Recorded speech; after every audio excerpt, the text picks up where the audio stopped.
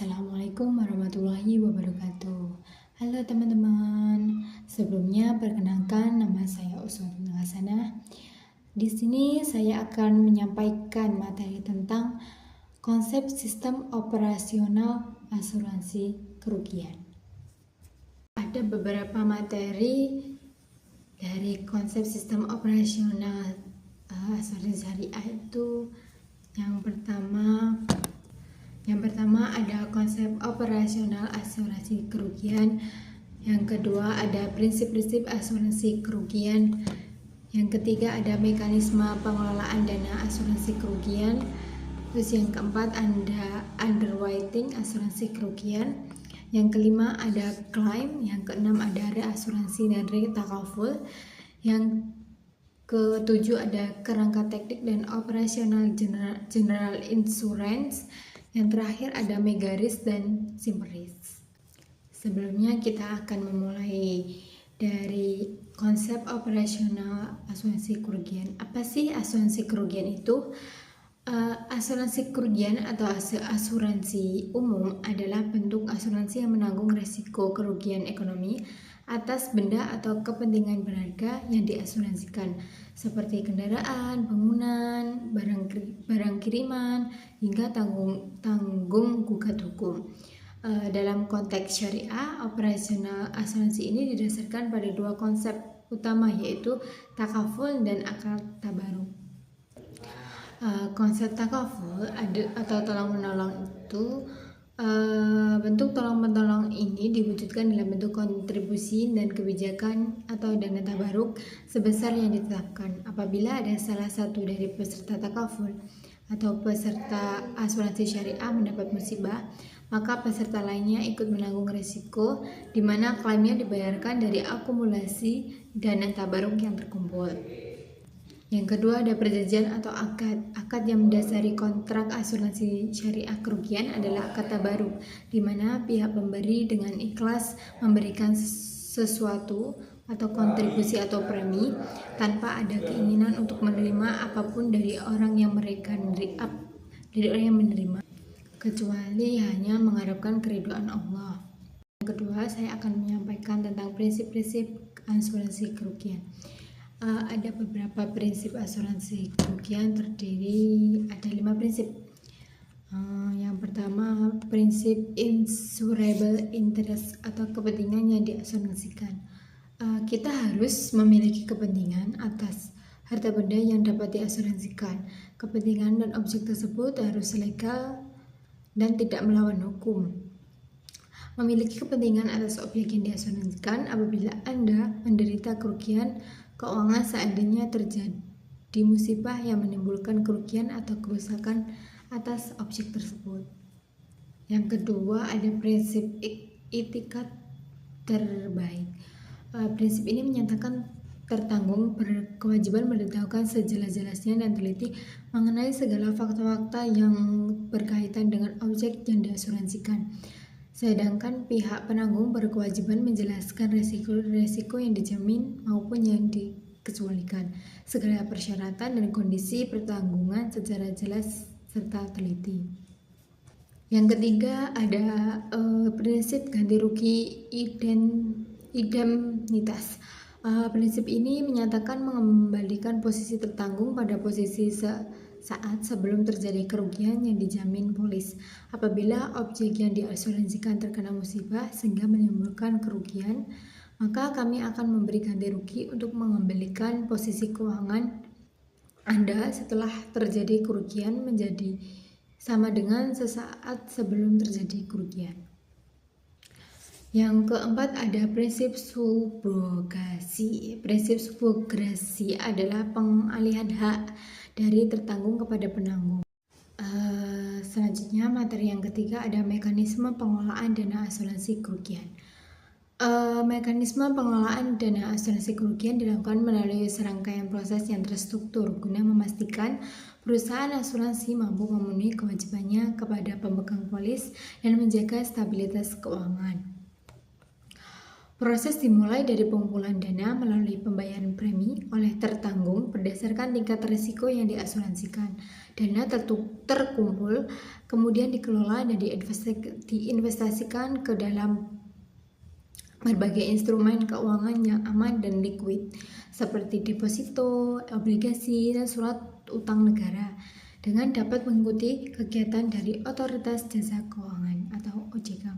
Sebagian dari dana tersebut juga digunakan untuk membayar klaim atas kerugian yang dialami oleh tertanggung melalui proses verifikasi dan penilaian yang cermat. Untuk menjaga kesinambungan keuangan, perusahaan wajib membentuk cadangan teknis, yaitu cadangan premi dan cadangan klaim, yang ditujukan untuk menutupi kewajiban yang belum jatuh tempo atau belum dilaporkan. Selain itu, perusahaan asuransi juga memanfaatkan reasuransi untuk membagi risiko dengan perusahaan reasuransi agar tidak mengalami kerugian besar akibat klaim yang tinggi. Seluruh pengelolaan dana ini diawasi melalui sistem audit internal, audit eksternal, dan pengawasan regulasi dari OJK untuk memastikan transparansi dan kepatuhan terhadap peraturan yang berlaku. Materi selanjutnya mengenai underwriting asuransi kerugian. Apa sih underwriting itu? Underwriting adalah proses seleksi dan pengelompokan risiko untuk menentukan apakah suatu permintaan asuransi layak diterima dan berapa premi yang harus dibayar. Proses ini mencakup analisis risiko, hukum bilangan besar, dan penilaian kondisi moral peserta. Tahapannya meliputi permintaan tertulis, analisis risiko, dan penerbitan polis. Underwriter juga harus mempertimbangkan kompetisi pasar, volume risiko, hasil survei, serta hazard fisik dan moral. Dalam melakukan proses penerimaan risiko atau underwriting, terdapat 3 konsep penting yang menjadi dasar bagi perusahaan asuransi untuk menerima atau menolak suatu penutupan risiko. Yang pertama ada kemungkinan menderita kerugian, sering disebut dengan probabilitas atau kemungkinan menderita kerugian dari sejumlah objek tertentu. Underwriter pada umumnya meramalkan kemungkinan menderita kerugian ini berdasarkan apa yang terjadi di masa lalu. Yang kedua, tingkat risiko, yaitu ketidakpastian atas kerugian pada masa datang yang biasanya sulit untuk diramalkan. Tingkat risiko ini seringkali dicampur adukan dengan kemungkinan menderita kerugian, tetapi keduanya mempunyai perbedaan pokok. Misalnya, suatu hal yang tidak mempunyai kemungkinan menderita kerugian, maka secara teoritis tingkat risikonya juga nol. Tetapi hal tersebut tidak berlaku, tingkat kemungkinan masih tetap ada sebagai akibat dari situasi yang berbeda. Yang ketiga ada hukum bilangan besar. Makin banyak objek yang mempunyai objek yang sama atau hampir sama akan makin bertambah baik bagi perusahaan asuransi. Hal ini disebabkan penyebaran risiko-risiko akan lebih luas, sehingga secara sistematis kemungkinan menderita kerugian yang diramalkan dengan lebih baik. Materi selanjutnya klaim asuransi kerugian. Apa sih klaim itu? Dalam konteks asuransi, klaim adalah permintaan tertulis kepada perusahaan asuransi untuk melaksanakan kewajibannya sesuai dengan ketentuan perjanjian dalam buku polis. Klaim diajukan oleh peserta setelah mengalami kerugian. Prosedurnya meliputi pelaporan kejadian, pengumpulan dokumen pendukung, investigasi oleh perusahaan asuransi, keputusan klaim, dan pembayaran ganti rugi. Klaim bisa dibayar dalam bentuk uang atau penggantian barang sesuai ketentuan polis. Materi selanjutnya mengenai reasuransi dan retakaful.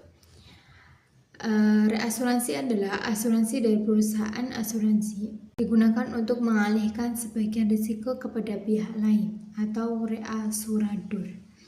Dalam sistem syariah disebut retakaful dan dilakukan berdasarkan prinsip saling menanggung dengan akad yang halal dan bebas dari riba. Reasuransi berguna untuk menghindari risiko gagal bayar jika klaim terlalu besar melebihi kapasitas perusahaan. Perbedaannya dengan konvensional terletak pada penggunaan akad syariah seperti mudorobah, dan penghindaran unsur haram.